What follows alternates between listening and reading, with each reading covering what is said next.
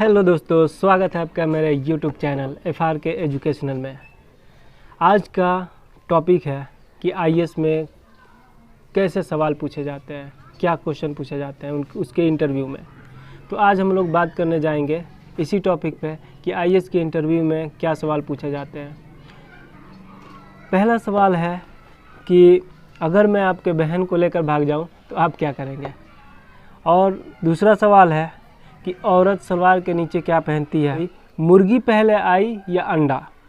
आपके शर्ट में कितने बटन हैं। आप नीचे से ऊपर आए तो कितनी सीढ़ियाँ थी। इस तरह के वाहियात सवाल बोले जाते हैं कि IAS के इंटरव्यू में पूछे जाते हैं, लेकिन ऐसे बिल्कुल कोई भी सवाल नहीं पूछा जाता है। ये सारे के सारे जो लोग हैं आपको बकलोल बनाते हैं, चिरकुट बनाते हैं। ऐसा बिल्कुल नहीं पूछा जाता। थोड़ा सा भी कॉमन सेंस लगाइए कि ऐसे हाई लेवल के एग्ज़ाम में और ऐसे एक रिप्यूटेड एग्ज़ाम में ऐसे वाहियात सवाल पूछे जाते हैं। बिल्कुल नहीं, ऐसे सवाल नहीं पूछे जाते हैं। तो आखिर कौन से सवाल पूछे जाते हैं, तो चलिए इस पे बात करते हैं। IAS का जब इंटरव्यू होता है तो IAS के इंटरव्यू को देने के लिए जो एस्पिरेंट्स IAS के इंटरव्यू तक पहुँचते हैं उसको हम लोग कहते हैं पर्सनालिटी टेस्ट। पर्सनालिटी टेस्ट में आपकी पर्सनालिटी टेस्ट होती है। आपकी जानकारी तो वो पहले ही जान चुके होते हैं। जैसे जो आदमी IAS का इंटरव्यू देता है वो प्रीलिम्स और मेंस को पार करके आता है, तो वहीं उसकी बहुत सारी जो है उसकी जानकारी टेस्ट कर ली जाती है।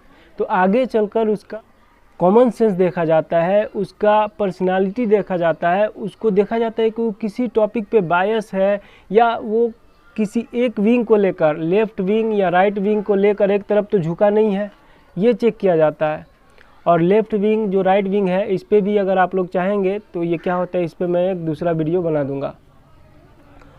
तो आखिर में क्या पूछा जाता है, तो एक होता है डेफ। जब आदमी प्रीलिम्स और मेंस निकाल लेता है कोई भी एस्पिरेंट्स तो अपना डेफ भरता है। डेफ का फुल फॉर्म होता है detailed application form. Detail application form में वो कैंडिडेट अपनी पूरी जानकारी डालता है कि वो बिहार का है या यूपी का है, इंडिया के किस राज्य से है, किस डिस्ट्रिक्ट से है, एक एक चीज़ डालता है। चीज़ में इंटरेस्ट है, उसका हॉबीज़ क्या है, ये सारी चीज़ें वो अपने डेफ में डालता है। और उसका एकेडमिक करियर क्या रहा है, किस कॉलेज से पढ़ा है, कहाँ से पढ़ा है, एक एक चीज़ मतलब वो अपना फादर्स मदर्स, फादर्स का ऑक्यूपेशन, अपना रिलीजन, एक एक चीज़ उसमें डालता है। तो 90% मोस्टली तो सवाल उसके डेफ से ही पूछा जाता है। यानी जो इंटरव्यूअर होता है वो उसके डेफ को देखता है इसमें क्या भरा है, वो कहाँ का है, तो उसी से वो सवाल निकाल के पूछते हैं उसके डेफ से। और जो 10% जो बचा हुआ क्वेश्चन होता है वो करेंट सिचुएशन पे होता है कि जैसे मान लीजिए यूक्रेन और रसिया में जो वार चल रहा था उस पे सवाल पूछ दिया जाए, मतलब इंटरनेशनल रिलेशन पे जो चीज़ें चल रही हैं वो पूछ लिया जाता है। या इंडिया में जो अभी जॉबलेस जो लोगों का सबसे ज़्यादा जॉब लॉस हो रहा है, इंडिया में जो इकोनॉमी इतनी गिर गई है, इस मामले में आपसे सवाल पूछा जा सकता है। और आपके डेफ से ये निकाला जा सकता है कि जैसे आपका किसी पार्टिकुलर फील्ड में इंटरेस्ट हो, मान लीजिए क्रिकेट में आपका इंटरेस्ट हो तो क्रिकेट से रिलेटेड सवाल आपसे पूछ सकते हैं। अगर आपके फादर्स मान लीजिए कि किसी सर्विस में रहे हों, सरकारी सर्विस में रहे हों, तो उससे रिलेटेड आपसे सवाल पूछा जा सकता है।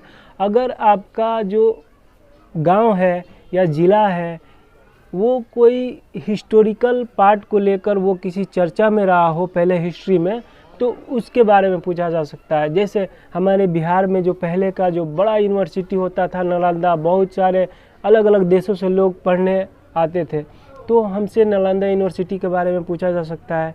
या हमारे देश के पहले राष्ट्रपति जो है राजेंद्र प्रसाद, वो हमारे बिहार, यहाँ तक कि हमारे सिवान डिस्ट्रिक्ट से रहे हैं, तो उनके बारे में सवाल पूछा जा सकता है। और हमारे डिस्ट्रिक्ट के ही एक मुस्लिम टॉपर IAS हुए हैं, उनके बारे में सवाल पूछा जा सकता है। इस तरह के सवालात पूछे जाते हैं, लेकिन लोग ये दावा करते हैं कि ये सारे वाहियात सवाल पूछे जाते हैं। बिल्कुल ऐसे कोई सवाल नहीं पूछा जा सकता है।